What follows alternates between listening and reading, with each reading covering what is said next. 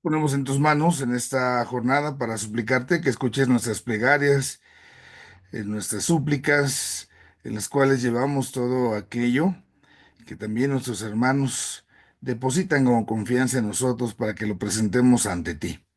Permítenos vivir así nuestro ser de iglesia, para que juntos, confiando en ti que eres nuestro Padre, en Cristo que nos ha revelado tu presencia y en el Santo Espíritu que nos mueve en el amor, podamos también nosotros conocerte, revelarte y amarte en aquellos que más hoy te necesitan. Te ofrecemos el esfuerzo de esta jornada. Permítenos a través de él presentarnos ante tu servicio. Te lo pedimos a ti que vives y reinas por los siglos de los siglos. Amén. En el nombre del Padre, del Hijo y del Espíritu Santo. Amén. Bueno, vamos a iniciar. No sé si haya alguna pregunta, alguna duda de lo que vimos la clase anterior, para que pudiésemos resolverla y pudiésemos darle ahí esta salida a lo que pues tenemos nosotros como preguntas o dudas.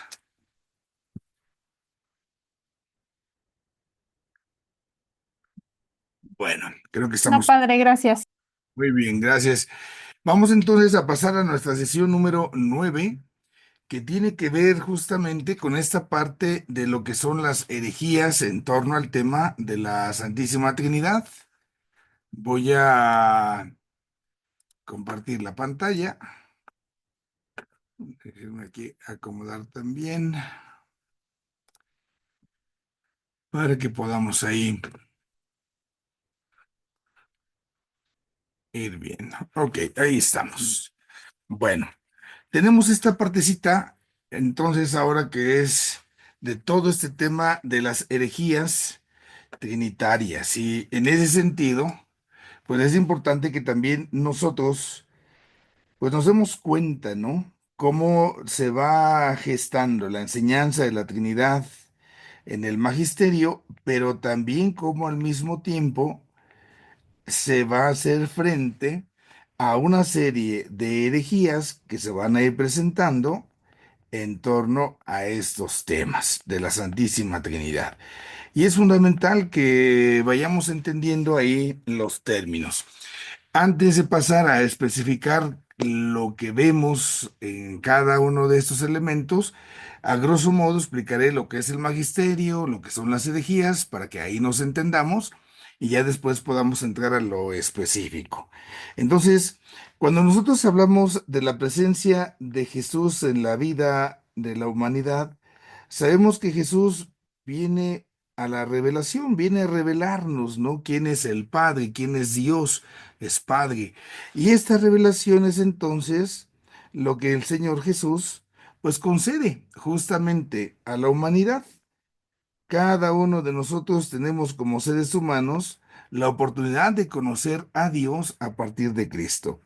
Pero esta revelación a nosotros nos llega a través de los apóstoles. Es cuando Cristo entonces le dice a los apóstoles, vayan y enseñen, ¿no? A todas las naciones, bautizándolas en el nombre del Padre, del Hijo y del Espíritu Santo y toda la enseñanza que pide ahí. Pero está este mandato, vayan y enseñen. Y a la hora de ir haciendo la enseñanza, entonces tiene que haber un compromiso de parte de los apóstoles, se tiene que cuidar la revelación. No se vale que enseñen cosas que no están dichas por Cristo, ¿no? Entonces, esta es la tarea. Cuando se tiene que dar la enseñanza, entonces se tiene que buscar que ésta sea fiel. Tiene que haber una fidelidad. Y esa fidelidad, pues se tiene que prestar para que todo lo que se muestre, decimos nosotros, sea fidedigno, ¿no? Sea digno de confianza. Nosotros podamos creer, podamos tener esa confianza en lo que se da. Cuando alguien enseña algo contrario o algo desviado, es donde estamos en problemas, porque podemos empezar a decir, oye, pues ¿de qué se trata? Yo no dije eso, ¿no? Oye, es que te encargo un recadito, y ahí vamos al recadito, pero le dimos el recado, pues de otra manera, pues ya no cumplimos la misión, ya no cumplimos la tarea. Y esto es lo que nos mete en conflictos, en problemas. Todo apóstol, entonces, debe buscar siempre esa fidelidad. Y para que esto sea posible, nosotros creemos que los apóstoles reciben la ayuda, reciben la asistencia del Espíritu Santo. Entonces, es el Espíritu Santo quien asiste justamente a los apóstoles para que cumplan esta tarea, para que lleven a cabo su misión. Esto sabemos nosotros sucede en Pentecostés, cuando Cristo les da el Espíritu Santo y es entonces ahí cuando da esta tarea, ¿no? Cuando da esta misión. Vayan, enseñen. Y tienen que hacerlo de esta forma, de esta manera. Y no están solos. Cuando tengan que presentarse ante los tribunales, cuando se tenga pues que dar razón de lo que creemos, será, recuerden lo que dice el texto, ¿no? Será el Espíritu Santo quien inspire. Y es ahí donde va surgiendo toda esta realidad de lo que estaremos viendo hoy. Entonces, esta tarea que tienen los apóstoles es lo que nosotros llamamos el magisterio. El magisterio, podemos darnos cuenta, busca que se cuide esa enseñanza, esa revelación. Tiene que cuidar, ¿sí? Entonces, el magisterio tiene que enseñar lo que se ha dicho de parte de Jesús, pero también en algunos momentos el magisterio va a tener que corregir, ¿eh? ¿Por qué tiene que corregir? Pues porque quizás en algunos momentos se digan cosas que no sean de acuerdo a la revelación. Y esa es su chamba, es lo que les toca, es lo que les está pidiendo el Señor. Te toca enseñar, entonces si te toca enseñar, pues adelante, enséñalo, pero tienes que hacerlo de acuerdo a esto que yo estoy diciendo, no cambies las cosas, ¿no? Por eso entonces se tiene que ir justamente revisando lo que se está diciendo. No todo lo que dice cualquier persona, pues va a ser magisterio. El magisterio está encargado, recuerden, a los sucesores de a los apóstoles y a sus sucesores. Y confiamos en la fe que tienen la ayuda, la asistencia del Espíritu Santo. Entonces, yo tengo que distinguir eso, padre. Es que leí en este libro, bueno. Eso es lo que ese autor dice. Yo puedo escribir un libro y puedo decir mil cosas, pero no porque yo las diga, incluso siendo sacerdote, significa que estén correctas. Ahí esta es una realidad y tenemos que ser cuidadosos. Cuando realmente esto que se enseña es magisterio, cuando es una enseñanza y tiene que ser pues de acuerdo a la revelación. Y esa es la tarea. Ahora, en todo este movimiento, podemos decir que a lo largo de la historia, pues se trata, ¿no? De ir comprendiendo el mensaje. Pero a la hora de comprender ese mensaje que Dios da, a la hora de ir comprendiendo su revelación, entonces algunos han caído en errores. Y estos errores son los que se llaman herejías. Y es acá cuando entonces el magisterio tiene que entrar al quite, ¿no? Tiene que entrar a corregir para que las cosas puedan estar nuevamente en orden. ¿Sabes? Esto está mal. Por esto y esto, ¿no? Y aquí es donde nosotros, pues debemos de tener ese cuidado, porque si lo dices de esta manera, y esta es la manera en la cual se tiene que ir acompañando justamente la investigación, la teología.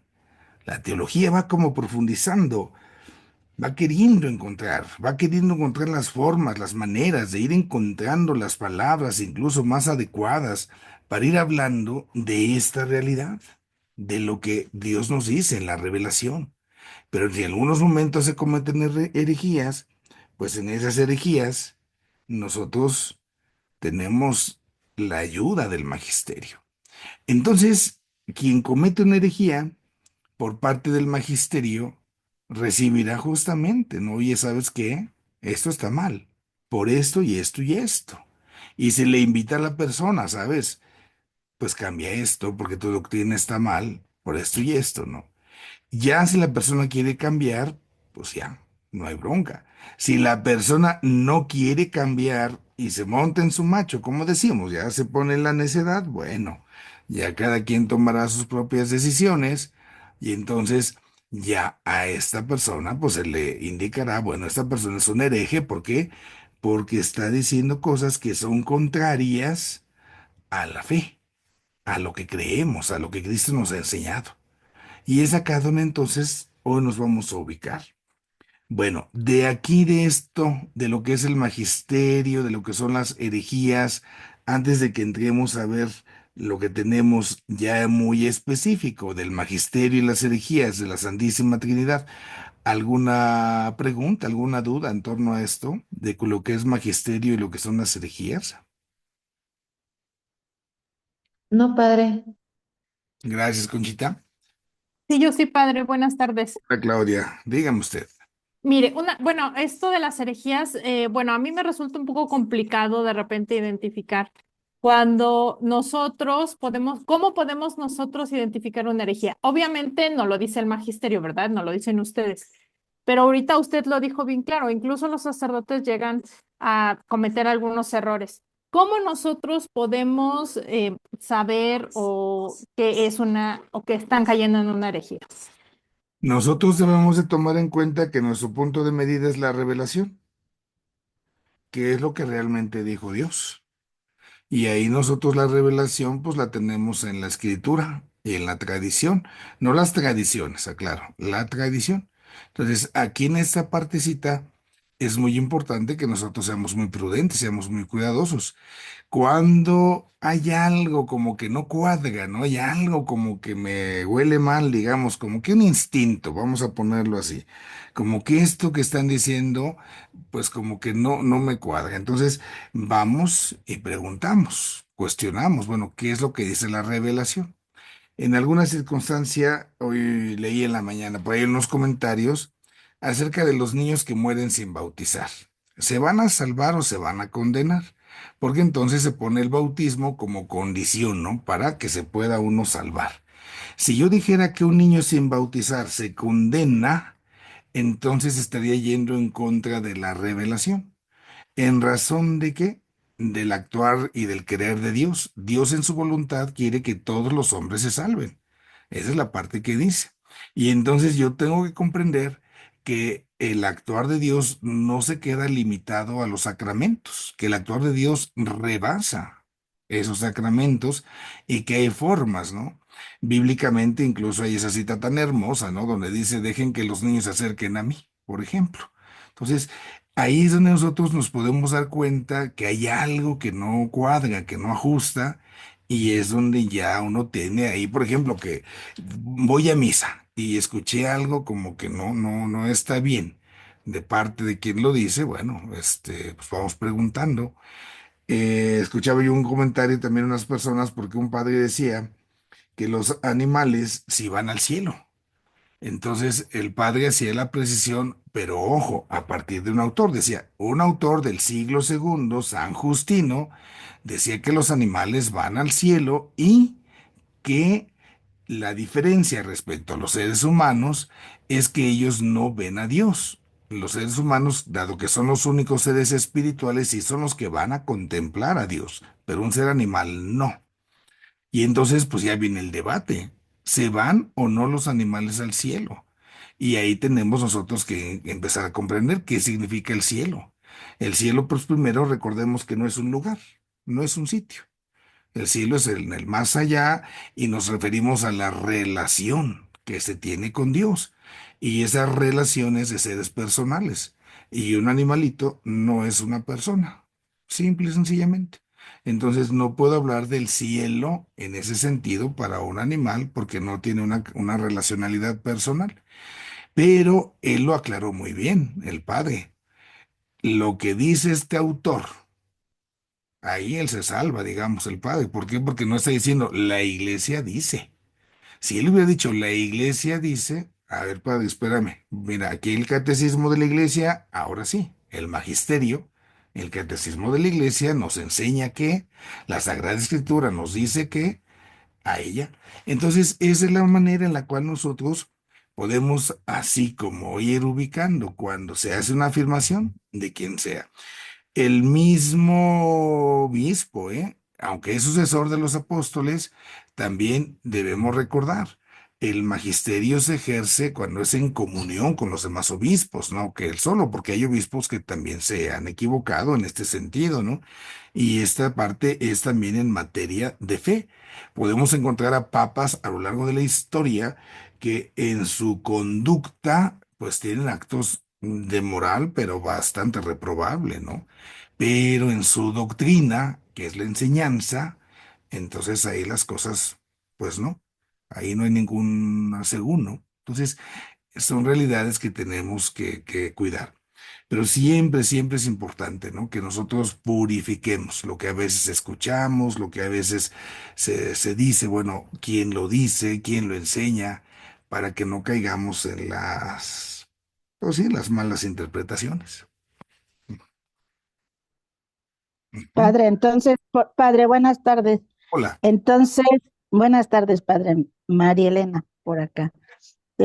Padre, entonces, por ejemplo, hablamos de que hay un purgatorio, que hay un infierno, que hay un cielo, pero ya ve que las tradiciones dicen que hay los dichosos limbos, que donde van los niños no bautizados. ¿Eso se considera una herejía? ¿En dónde dice eso? Habría que preguntar. Pues ¿En dónde? lo comentan las gentes, Es que ahora sí, también ancestrales. en mi pueblo comentan muchas cosas, pero no porque lo comente quien lo comente, es donde nosotros tenemos que ponernos abusados, ¿no? Si nosotros queremos asumir algo como una enseñanza de la iglesia, entonces yo tengo que remitirme, está puesto, está publicado, está dicho en tal momento, en tal concilio, en tal profesión de fe, en tal credo, en tal encíclica. Ahí es donde justamente ya tenemos ese pronunciamiento de la iglesia, del magisterio de la iglesia. Porque, por ejemplo, acá dicen que después de las 12 en unos pueblos, después de las 12 yo no puedo celebrar difuntos, porque a las 12 del día se cierra el cielo. Y a las 12 del día ya después ya no se reciben. Yo les digo, y bueno, ¿y cómo sabes que tu difunto va al cielo? ¿Qué tal que ni va para allá? Sí, ni va para Entonces, allá. pues, esa parte del limbo, que era una creencia muy arraigada en la iglesia, esta parte del limbo, incluso sí, hay un documento más o menos reciente, unos 10 años, donde sí se especifica, no, no hay existencia del limbo. Ese es un término que se usó en tantos momentos, en muchos autores incluso, pero no corresponde a algo que sea de acuerdo a la revelación. Sí, porque entonces estaríamos así como que en el limbo es estar como quién sabe dónde, ¿no? Como que ya se murió, pues quién sabe dónde quedó. Pues ahí en el limbo, está como perdido. Y Dios no pierde sus hijos. Entonces, ahí esa parte es lo que tenemos que ir purificando. Que en algún momento viniera en esas alturas, a lo mejor, no sé, un sacerdote estuviera en la misa predicando del limbo, ahí estaría ya yéndose por este tipo de herejías, ¿no? Donde, oye, padre, esto no está bien. ¿Por qué? Porque esto y esto y esto, y se le dan las razones, ¿no? Los motivos. Y ya se le invita a que corrija. Si permaneciera en esa enseñanza, entonces ahí es donde ya puede venir incluso una amonestación, una llamada de atención por parte del magisterio. ¿Por qué? Porque tiene una obligación de enseñar y se enseña la verdad de acuerdo a lo que Cristo viene a decir, no de acuerdo a lo que a veces nosotros pues vamos, como que comunicándonos y creyéndonos y luego quién sabe ni de dónde salió, ¿no? Por ahí más o menos. Así es, padre. Muy bien. Bueno, bajo este entendimiento, vamos a pasar ahora a ver cómo es que el magisterio primero ha hecho varias intervenciones para hablarnos de la Santísima Trinidad. Entonces, ahí hay varias pronunciaciones, varios momentos, ¿no? El magisterio lo que va a hacer son formulaciones acerca de nuestra fe.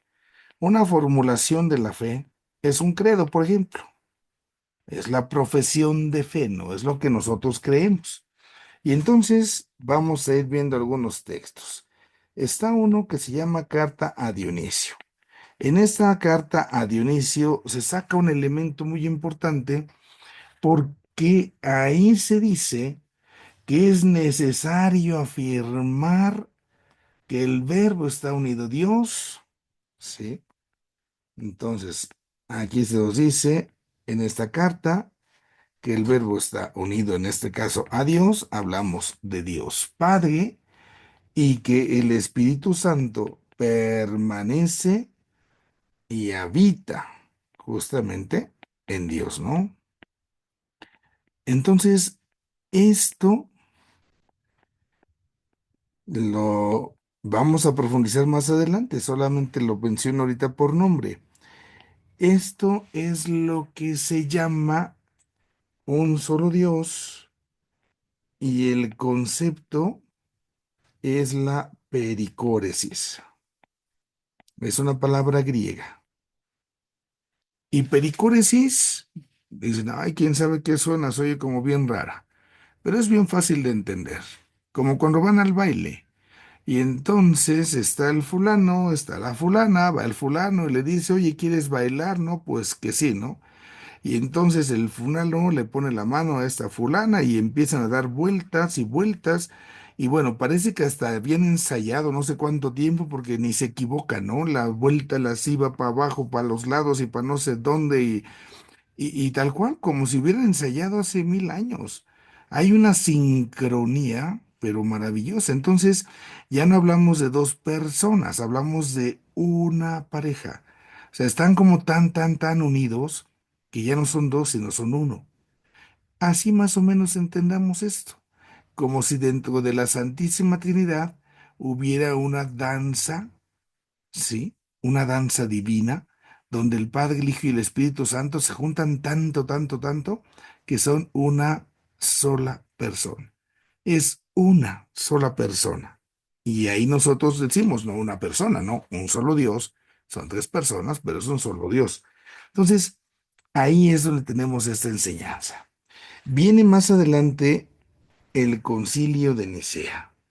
Nosotros en el concilio de Nicea sabemos que Nicea es una ciudad y ahí en Nicea se llevaron a cabo varios concilios. Entonces, en el concilio de Nicea, en el primero, surge una enseñanza de lo que nosotros llamamos la consubstancialidad, ¿sí? Del Hijo.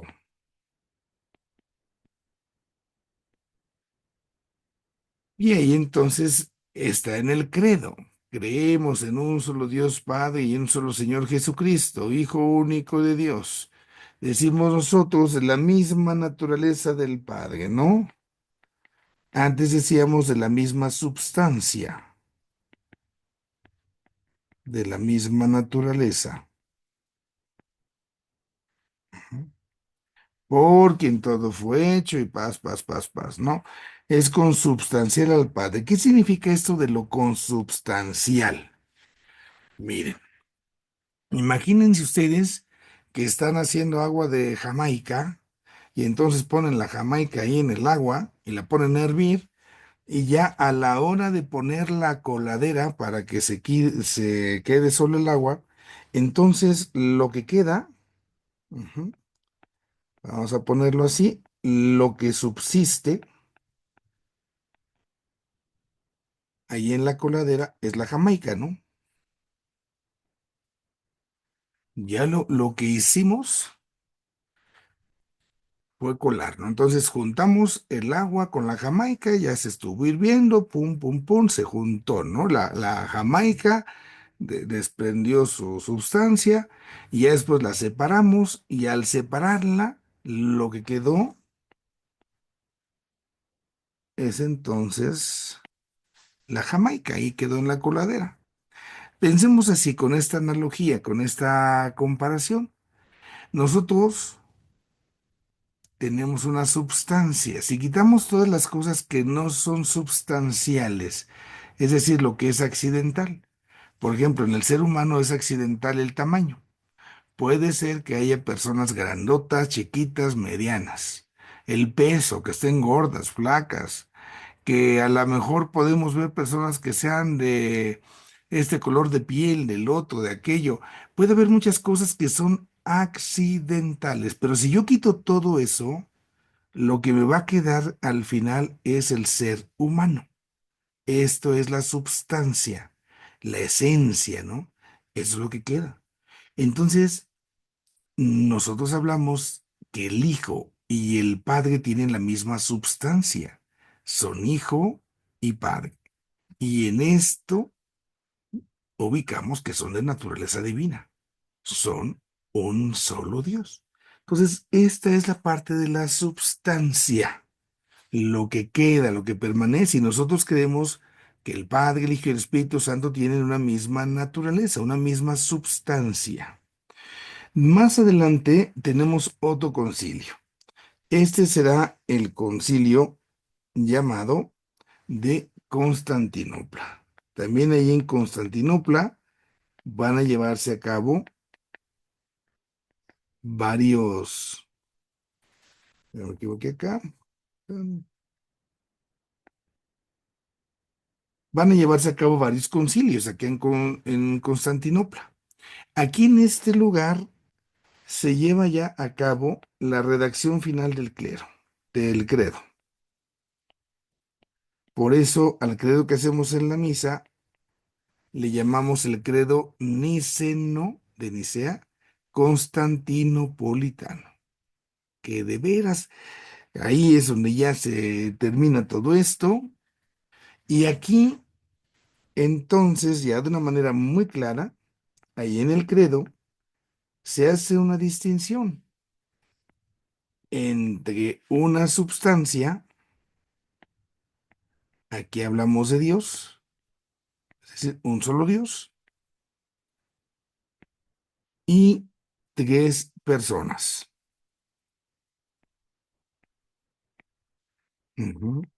Padre, Hijo y Espíritu Santo. Entonces, aquí ya hay esa claridad. Son las tres personas divinas, se trata de una sola realidad. En la Santísima Trinidad tenemos un solo Dios, pero al mismo tiempo hay tres personas. Vamos con el siguiente. Ujú. Este es un sínodo. Es un sínodo allá en la ciudad de Toledo y que va a empezar a generar después otros sínodos. Pero aquí se va a dar la enseñanza de lo que se llama la famosa doctrina del filioque.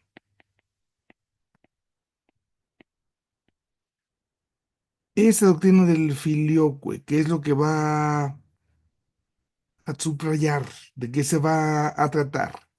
Entonces, aquí se dice que está Dios en la Santa Trinidad, ¿no? Y esto, digamos, es su casita. Está aquí en el adintra, es decir, adentro.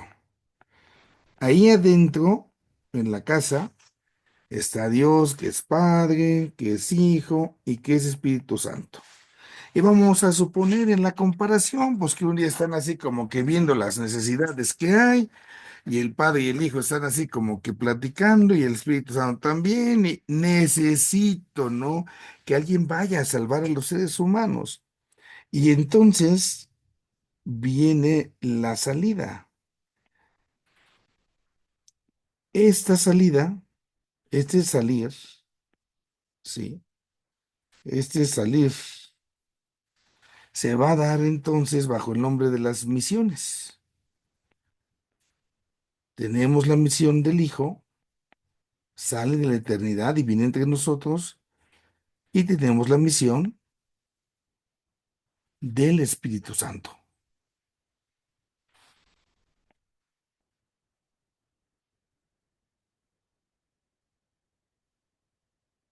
Vamos a hablar que adentro Dios es el amor y está saliendo de sí. Ujú. Tiene esas tareas, están ahí. las misiones, la chamba, ¿sí? Ahí nosotros lo tenemos. Pero en el interior, acá hablamos nosotros de las procesiones. Y fíjense cómo lo decimos en el credo. Decimos que el Hijo procede del Padre. Y acá nosotros decimos que el Espíritu Santo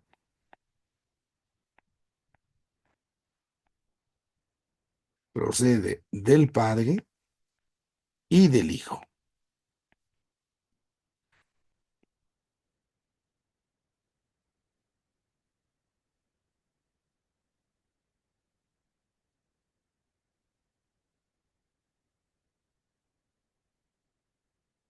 Estas son las famosas procesiones. Entonces, en este concilio, en estos sínodos de Toledo, se va a hablar de las procesiones. Ya vemos que son las misiones, lo que hace hacia afuera, pero en el adintra son las procesiones. Y en este adintra,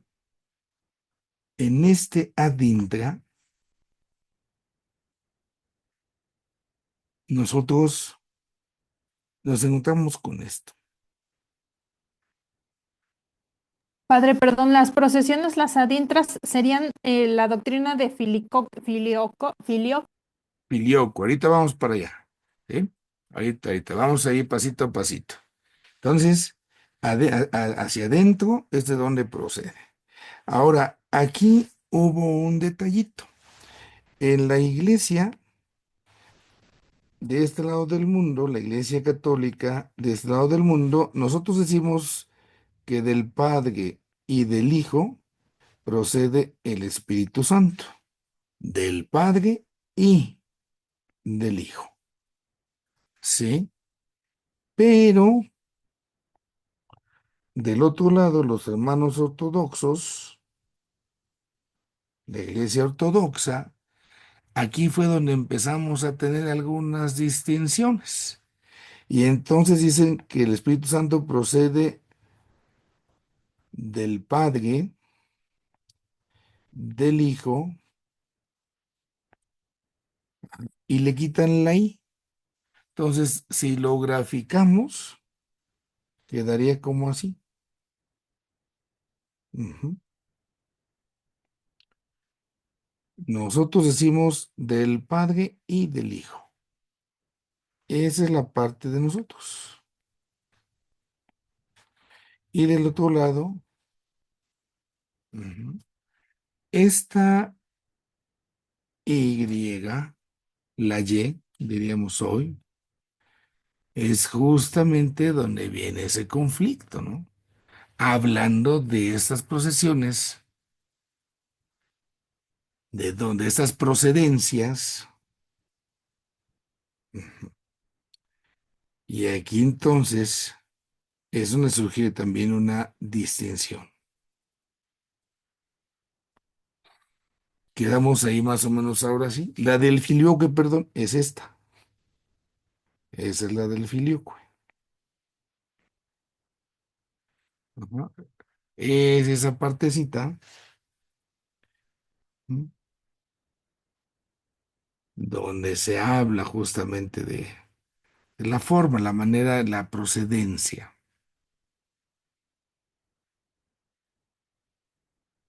Bueno, vamos ahora con otro más. Está lo que es el consistorio de Reims. Es otro tipo de reuniones. En este consistorio se aclara, ¿no?, que Dios es su misma esencia. Cuando hablamos de la esencia, ujú, nosotros podemos decir que es único. Esta esencia, recuerden lo que mencionamos hace ratito, es lo que queda, es lo que subsiste. Ujú.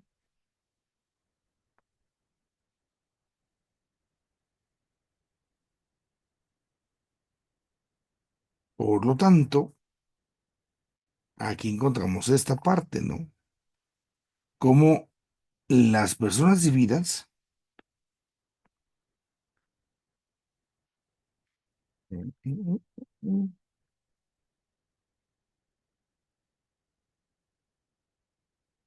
las personas divinas,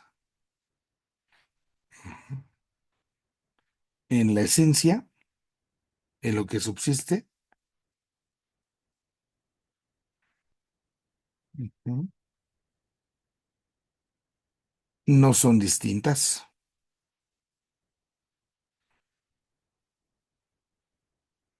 Y eso nos puede decir que son un solo Dios.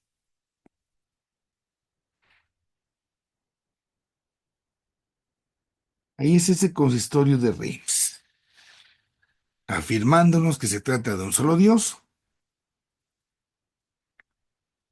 porque justamente lo que subsiste es su esencia.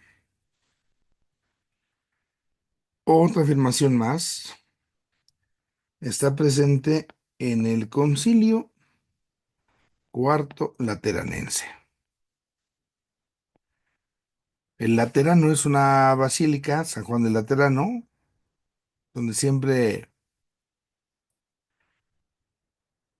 está la residencia del Papa, la oficial. Esa es su catedral, San Juan del Laterano. Bueno, acá ujú, se habla acerca de unidad y al mismo tiempo de identidad. Y esta unidad y esa identidad en la naturaleza.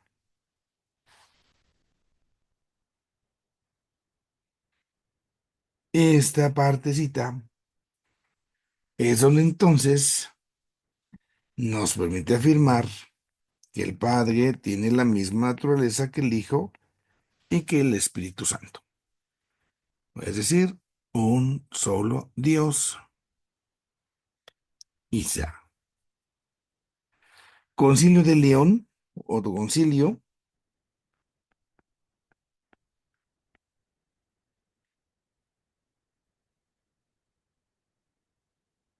este es allá en Francia. Ujú. Y aquí en el Concilio de León se habla de otra palabra. Se dice que el Padre y el Hijo, con esto del filioque, hacen una única expiración. Y de esa expiración brota el Espíritu Santo.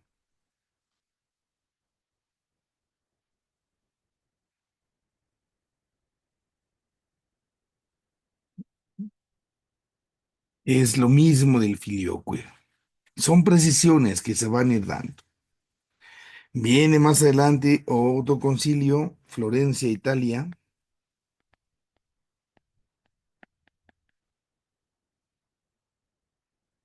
Acá en Florencia, ujú, se dice así esta aclaración, ¿no? Que esta procesión, dense cuenta cómo les hace ruido, ¿no? Esta procesión del Espíritu Santo, decíamos nosotros,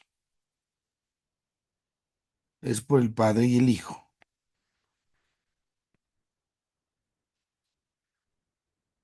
Ahí es como lo veíamos ahorita.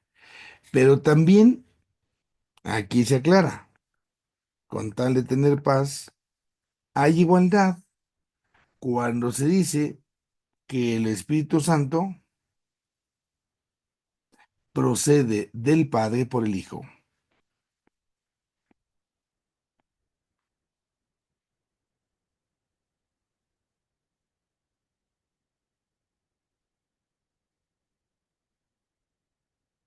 Esto es lo que se hace como un intento, ¿no? De reconciliarse con los de la ortodoxia. Acá es donde estaríamos el ejemplo que les ponía, como esa cadenita. El Espíritu Santo procede del Padre por el Hijo, y ahí vemos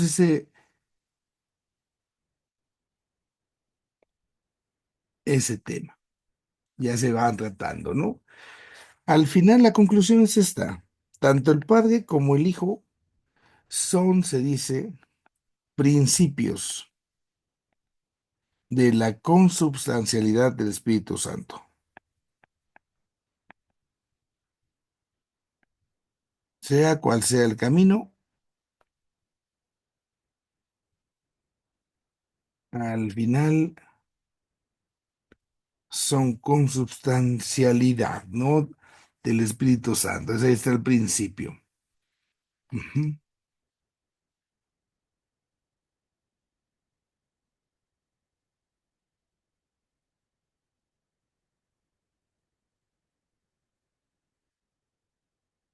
Y otra, Entonces es correcto que se usen ambos, o sea, que se use, que es del Padre y del Hijo, y que es que del, procede del Padre por el Hijo. ajá, aunque nosotros usamos la I, por el Padre y el Hijo. Esto al final tuvo que ver ya en la cuestión de la historia con un pleito con un fulano llamado Miguel Cerulario. Y hubo por ahí discusiones, fue conocido la división en el 1054. Fue más un pleito de, podemos decir hoy, como de política que de doctrina en el fondo, ¿no? Pero se pasó a embarrar esto. Pero al final, la situación que no se puede dejar de lado es que el Espíritu Santo procede del Padre y del Hijo, sea como se quiera que se lo quiere ver, ¿no? Pero son los alegatos que se discutían, que se ponían. Ujú. Y vamos con una encíclica, ¿sí? Esta encíclica, ya mucho más reciente, ¿sí? Divinum Illud Monus. Aquí en esta encíclica se nos recuerda justamente, ¿no? Que el culto a la Santísima Trinidad, el culto a la Santísima Trinidad, jamás debe ser por separado.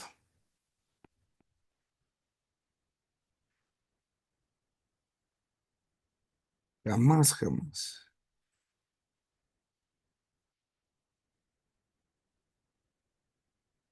Y aquí nos falta a nosotros, o al menos tener la conciencia, ¿no? Y esa partecita, pues la tenemos que purificar, porque a veces cuando hacemos oración es bueno pedir ayuda, si fuera necesario, pero sí tomar en cuenta, ¿no? Que no se puede separar el culto a la Santísima Trinidad. Y la otra realidad es que también se va a hablar acá en esta encíclica de la doctrina, ujú, de las atribuciones.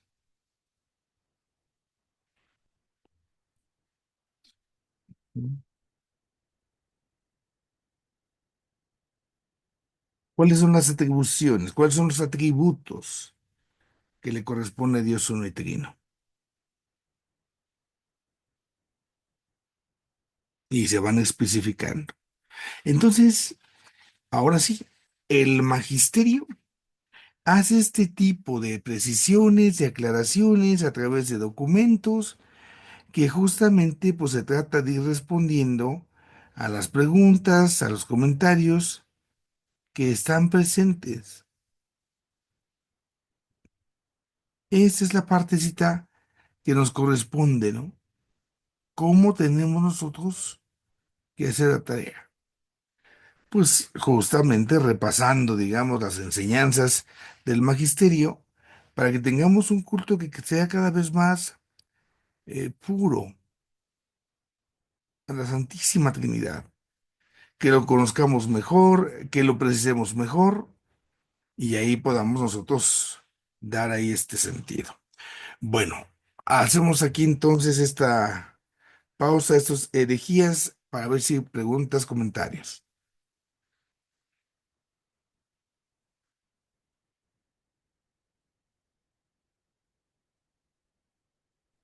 Padre, entonces es el Padre, el Hijo y el Espíritu Santo. ¿Y? el Espíritu Santo. ¿Eh? Significa que del Padre y del Hijo procede el Espíritu Santo. La Iglesia Ortodoxa dice, es el Padre, el Hijo y del Hijo procede el Espíritu Santo. Así es. Cuando hablamos así de la procedencia, sí, justamente, se dice así, procede del Padre y del Hijo, en el caso nuestro. Y del caso de los ortodoxos se procede del Padre por el Hijo. Ahí se hace esa distinción respecto a nosotros, ¿no? Del Padre por el Hijo. Y nosotros decimos del Padre y del Hijo.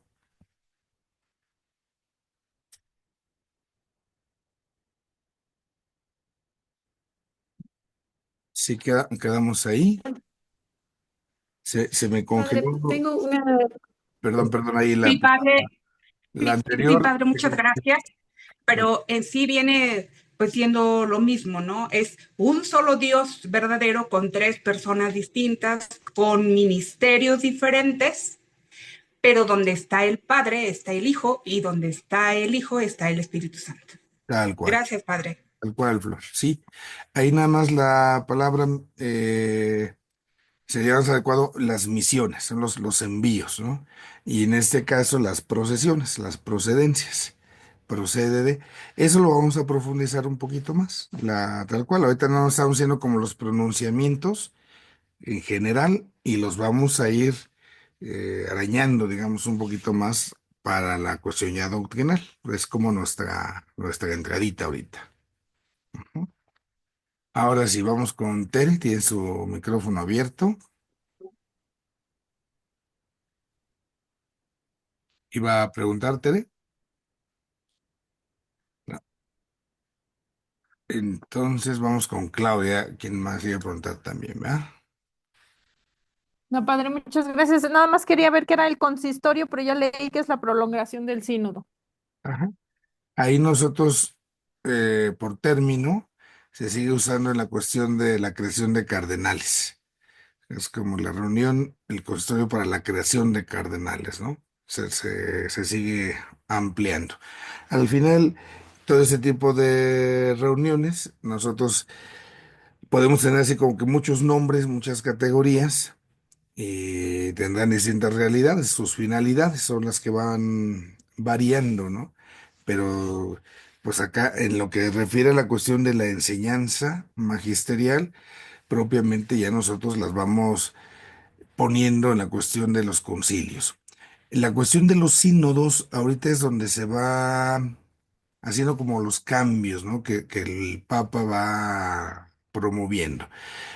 El Papa propone, de acuerdo en el Vaticano II se dijo que era importante que ya el sínodo estuviera instituido, siempre. Entonces, el sínodo se reúne cada 2 años, cada 2 años, cada 2 años.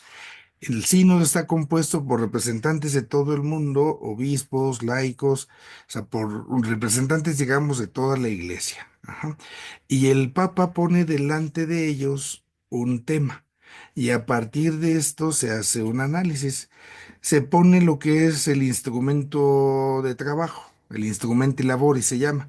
Entonces, el Vaticano elaboran como un instrumento de una guía lo bajan a cada país a través de los obispos, después a cada diócesis, de cada diócesis a cada parroquia, y se hacen consultas. Obviamente imaginemos esto a nivel mundial, ¿no? Entonces no puedo preguntar en mi parroquia a toda la gente, a veces se reduce de acuerdo a la naturaleza del documento que se va a sacar, pues algunos sectores. Ahorita los últimos sínodos que ha sido de la sinodalidad, se sugería, por ejemplo, consejo parroquial, representantes de comisiones. Entonces se trabajó el instrumento laboris, se hicieron las respuestas por parroquia, después, en nuestro caso, por foranías, después de foranías se hizo una síntesis por diócesis, después por la arquidiócesis, después a nivel nacional, después en el CELAM. Entonces se va recogiendo, ¿no? Como la voz y se va poniendo en común con quienes van representando allá en el sínodo que se lleva a cabo generalmente en el mes de octubre. Estos sínodos le ofrecen al Papa una serie como de conclusiones. el Papa San Juan Pablo II tenía, ya digamos, como establecido, sin que fuera regla, que después de el sínodo se sacaba un documento, le llamaba exhortación post-sinodal, y ya venía el tema, ¿no? Y hay unas exhortaciones muy hermosas. Ahí hubo un tiempo, por ejemplo, en la cuestión vocacional. Habló de la familia, familias consorcio, habló de la vida consagrada, habló de la cuestión sacerdotal, en la formación, hablando como de vocaciones, y así iba agarrando como temas. Pero él sí sacaba documentos. Papa Francisco no, como que esa parte ya va cambiando y ahorita el Papa Francisco más bien como que el sínodo ha recogido el mismo tema, ya va otra vez en el mismo tema, porque es algo que a él le interesa como que se madure, se reflexione y nos va involucrando.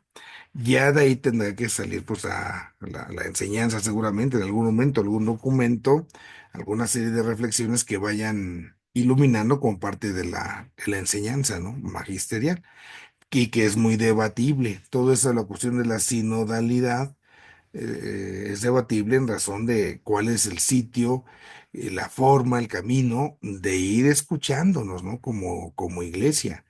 Yo recuerdo, así lo tengo muy grabado, cuando llegué acá y cuando trataba pues de estar con el consejo parroquial y a ver, bueno, a ver, los voy a escuchar, ¿qué hacemos? Lo que usted diga. Aquí el padre lo que diga manda, ¿no? O sea, la palabra del padre es palabra de Dios y ya.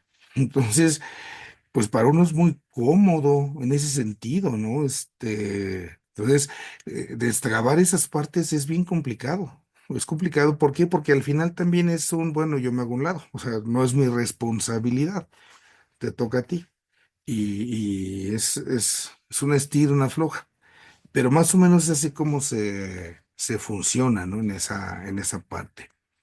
Hay por ahí una película de Juan 23, no recuerdo el título, hay dos muy famositas de Juan 23, una está hecha por una productora gringa y la otra por una productora italiana. Las italianas, las de la RAI, que es la televisora estatal de Italia, RAI.